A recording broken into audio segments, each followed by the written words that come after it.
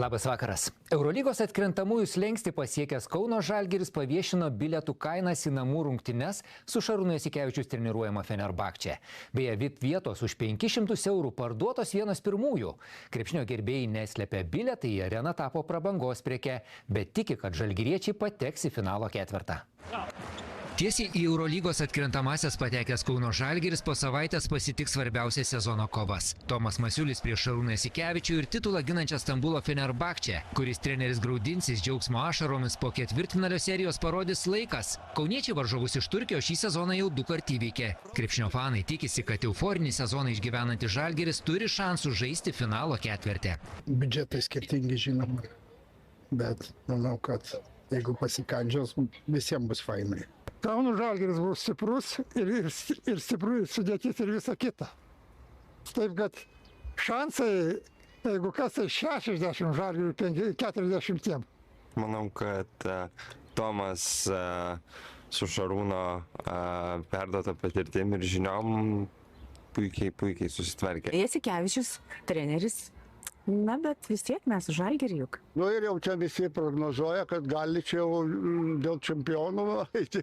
O ką, laisvai? Nelabai jau ten kažkas tai geras apart Žalgirio. Taip kad galimas dalykas, matysim finale.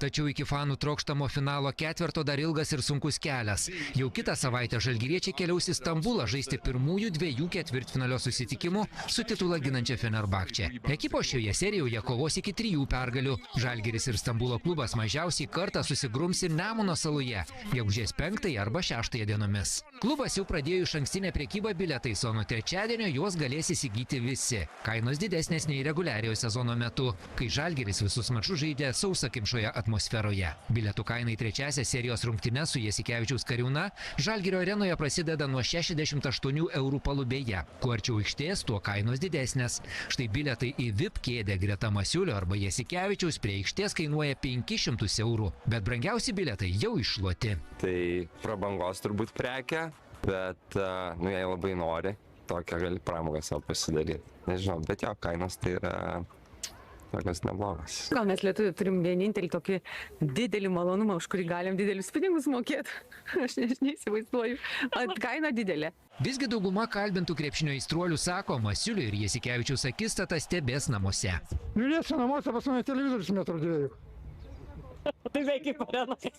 Nu, ja, bet ilgiau pažiūri ir tada reikia su akinukais draugauti. Dažniausiai po darbo atsisukinėju namie per kompiuterį, bet bandau nesužinoti rezultato ir bandau žmonos prašyti, kad neišduotų, bet kartais matosi iš žmonos, ar laimėjo, ar ne, jau įėjusi. Žalgirio ir Fenerbahče serijos visus mačus transliuos ir TV3 ir GO3 televizijos.